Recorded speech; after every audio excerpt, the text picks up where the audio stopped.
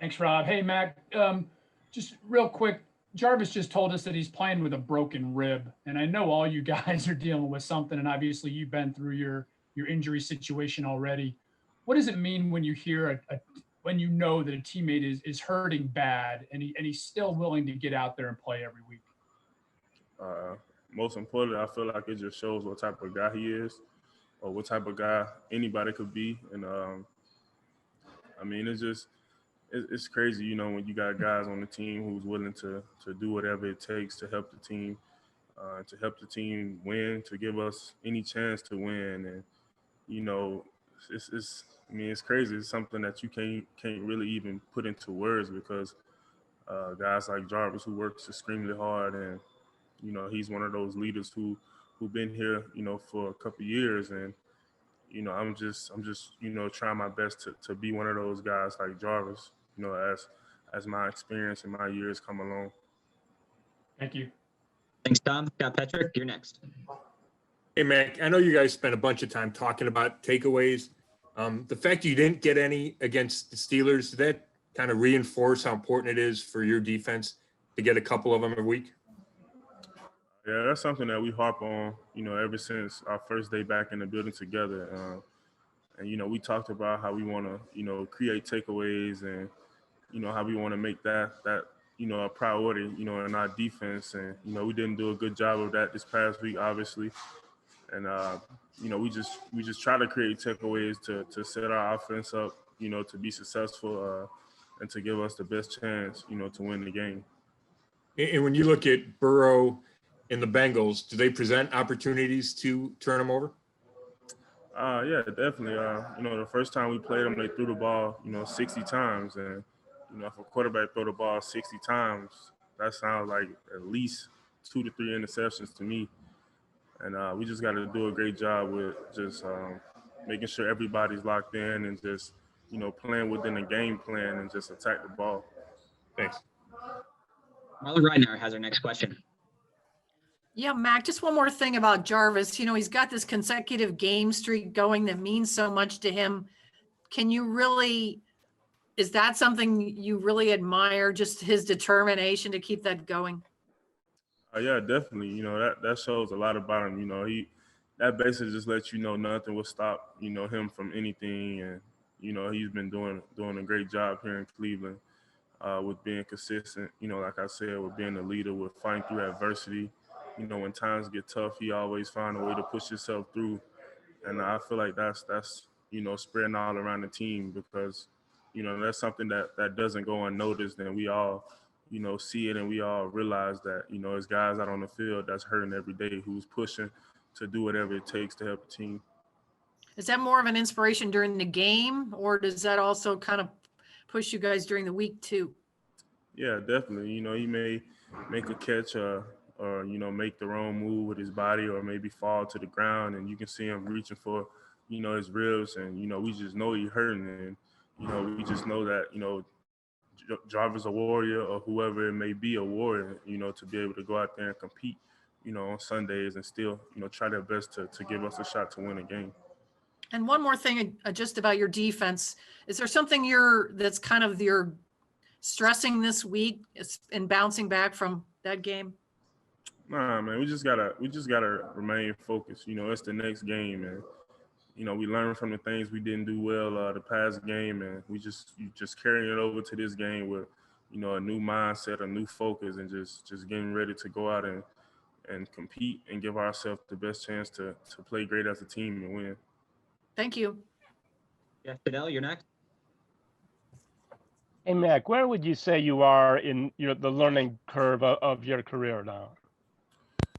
I could say it's gotten a lot better, from last year, obviously. You can see it in my play a little bit.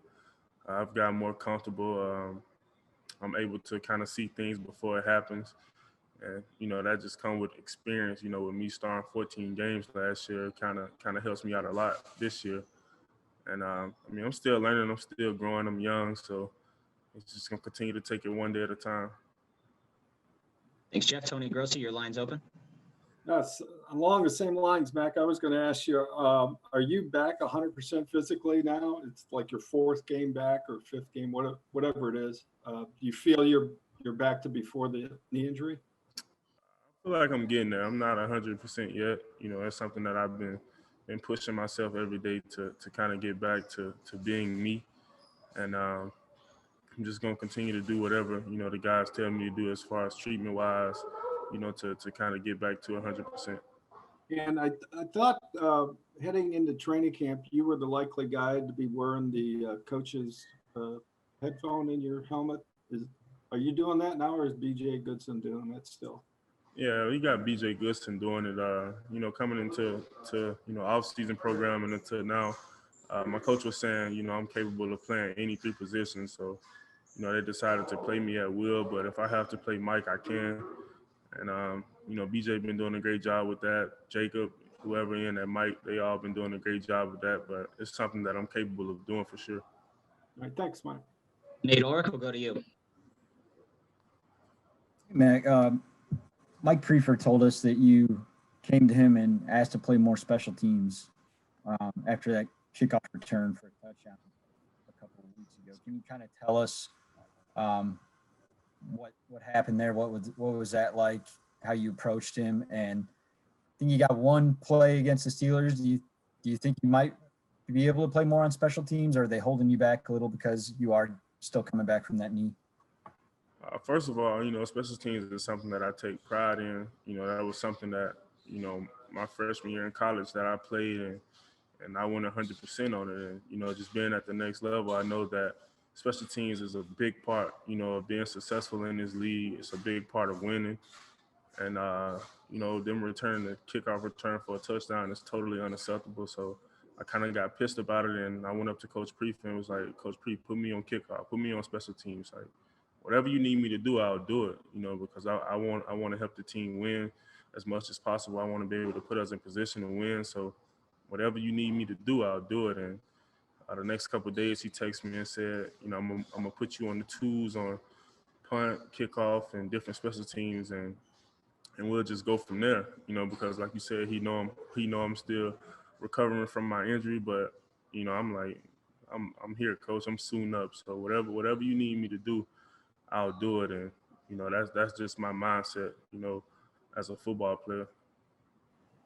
Take 3 more for Mac. Dan Lobby, Scott Petrick, Mary Kay. Dan, you're up. Hey, Mac. You know, obviously last year you played, I mean, almost every snap defensively. And, you know, I know you had big expectations for this year. So has it been hard or frustrating that you just haven't been able to maybe be out there as much as you want to because of the injury? Yeah, definitely. It's been tough. You know, I have days where, you know, I just kind of reflect on, you know, me last year as a player and where I'm at right now. And, you know, with me getting hurt, I feel like I took a few steps back. And like I said, I'm trying my best to get back to 100%, so I could play more, so I can do whatever it takes to help us win.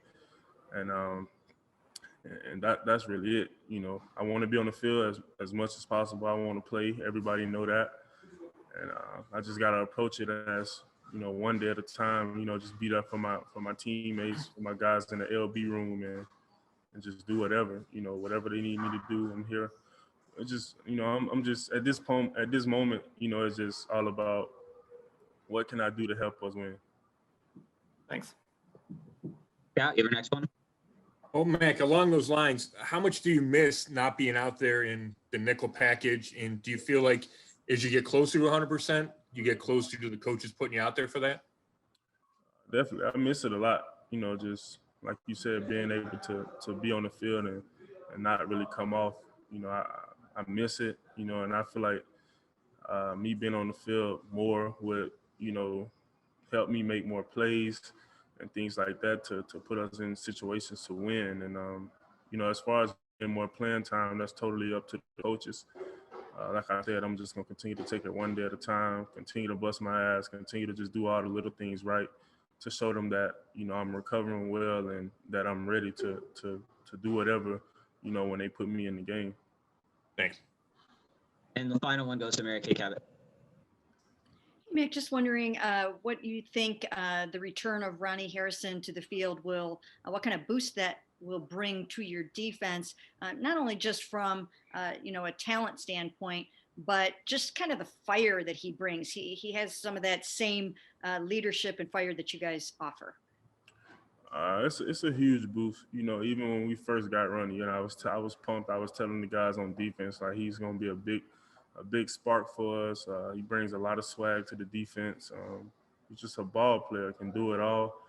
And you know, we happy to have him back. Ronnie's a great guy. He's a great leader. He worked hard, and you know, he's not one of those guys who's gonna really do too much talking. He'd rather lead by his actions on the field and on the practice field. So it's a huge boost to have him back. You know, on the back end, and I can't wait to see how he continue to contribute to the team and continue to make plays for us.